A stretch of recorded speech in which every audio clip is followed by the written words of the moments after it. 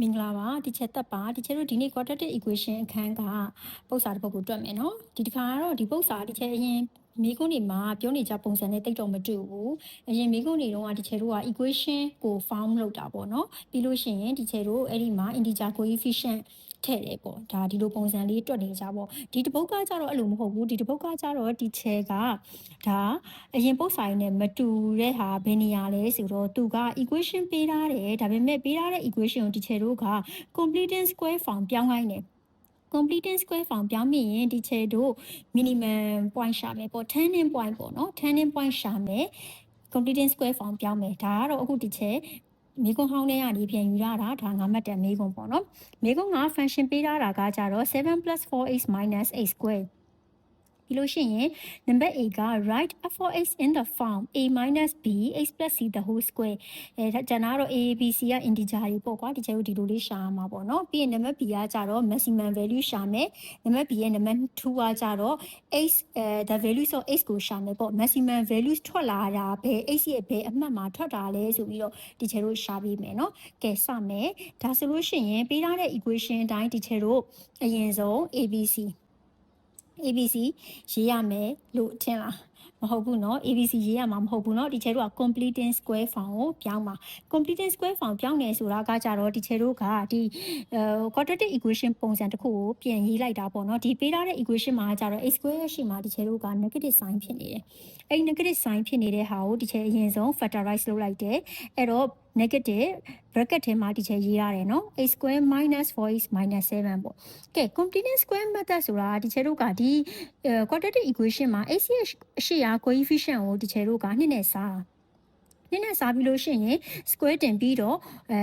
ပေါင်းမယ်နှုတ်မယ်အဲ့လိုလုပ်တာပေါ့နော်ကဲဒါဆိုလို့ရှိရင်ဒီချက်တို့အခုတွေ့တာကကြတော့ x ရဲ့အရှိမှာ x ရဲ့ coefficient က -4အဲ့တော့ -4 ကိုဒီချက်တို့က2နဲ့ divide လုပ်လိုက်တယ်2နဲ့ divide လုပ်တဲ့အခါကျတော့ -2 ရတယ်အဲ့ -2 ကိုဒီချက်တို့ square တင်ပြီးတော့တစ်ခါပေါင်းမယ်တစ်ခါနှုတ်မယ်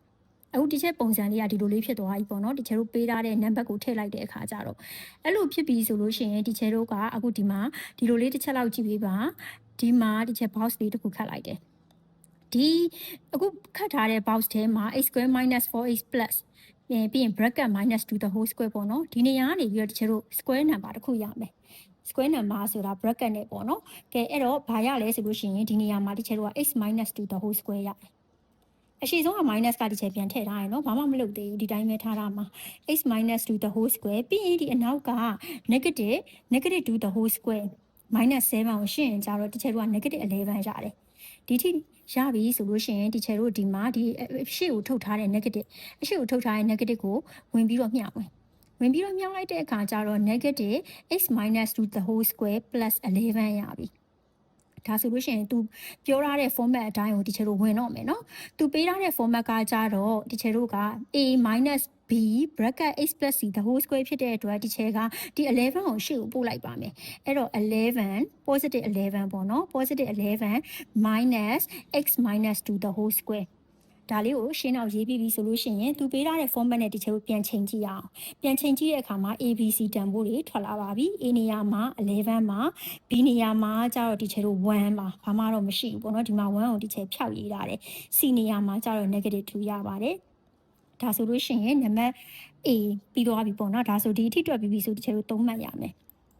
နောက်တစ်ဆင့်သွားမယ်နောက်တစ်ဆင့်ကကြတော့ तू က maximum value of f of x ဆိုတော့ဒါဒီချက်1ကိုရှာရမှာနော်ပြီးနံပါတ်2ကကြတော့ the value of x ဆိုတော့ x ကိုရှာမယ်ကဲဆက်ဆက်လာခြင်းဒီချက်တို့ကဒီ turning point ကိုရှာဖို့အတွက်ကြောင့်ဒီချက်တို့ graph ဆွဲရတယ် graph ဆွဲတဲ့အခါမှာကြာလို့ရှိရင်ဒါဒီချက်တို့ဒီပုံမှန်အတိုင်းပဲဒီ quadratic equation တွေရဲ့ graph ကိုဆွဲလိုက်လို့ရှိရင်ဒါ quadratic equation ခန်းရဲ့ graph ကိုနားလည်ထားလို့ရှိရင်တော့ဒီ graph ဆွဲရတာမခက်ဘူးပေါ့နော်ဒီချက်ဒါဒီချက်ခုကတော့ဒီပု္ပ္ပစာရှင်းပါဆိုတော့ဒီ graph ကိုတန်းပြပြလိုက်တော့မယ်ကဲ turning point ကိုဒီချက်အရင်ကြည့်မယ် turning point ကကြတော့ဒီချက်တို့ကဘယ်မှာကြည့်ရမလဲဆိုလို့ရှိရင်ဒီ quadratic equation ရဲ့ဒီ maximum value form ကိုဒီမှာတစ်ချက်ကြည့်မယ်ဒါဆိုလို့ရှိရင်ဒါ quadratic equation ရဲ့ maximum ဟုတ်တယ် maximum value minimum value turning point တူတူပဲပေါ့နော်ဒီကရှာတဲ့နေရာဆိုလို့ရှိရင် turning point ကဒီမှာကြည့်မယ်ဆိုလို့ရှိရင်သူ့ကိုဒီချက်ပြန်ကူးလိုက်မယ်နော် negative x minus 2 the whole square plus 11 တခြားတို့ရဲ့ quadratic ရဲ့ maximum value minimum value turning point တူတူပဲရှာတဲ့ပုံစံအကြောင်း negative x minus b the whole square plus q အဲ့တော့ p, q ကိုရှာမှာပေါ့နော်အဲ့တော့ p, q ကကြတော့တခြားတို့ 2,11 ရတယ်အဲ့တော့ 2,11 ဆိုတော့တခြားတို့ turning point တွေကဒီမှာထွက်လာလိမ့်မယ်အဲ့ဒါဆိုလို့ရှိရင်ဒါကတော့ဒီမှာကတော့တခြား turning point p, q လို့သုံးနှုန်းထားလို့ပေါ့နော်ဒါဆို x နဲ့ y နဲ့တွက်မယ်ဆိုလို့ရှိရင် x က2ဖြစ်သွားပြီး y က11ဖြစ်သွားတာပေါ့အဲ့တော့ number b ရဲ့1က the maximum value of f of x က11ပါ y တန်ဖိုးယူရမယ်နော်ပြီးရင်အဲ့ဒီ f of x 11ဘယ်မှာ occurs ဖြစ်တာလဲဆိုလို့ရှိရင် it occurs x1 is equal to 2ပါ2မှာလာဆုံးတာပေါ့နော်အဲ့တော့ဒီလိုမျိုးလေးတွက်ပေးလိုက်လို့ရှိရင်လည်းဒီချေတို့ဒီနှစ်မှတ်ရမယ်ပေါ့နော်ဒါပေမဲ့တစ်ခုရှိတာကကြတော့ဒီချေတို့ turning point ရှာတဲ့ပုံစံကိုတော့လုံးဝသိတာရမယ် turning point ရှာတဲ့ပုံစံဒီချက်နောက်ဗီဒီယိုတွေမှာထပ်ပြီးတော့ရှင်းပြပါမယ်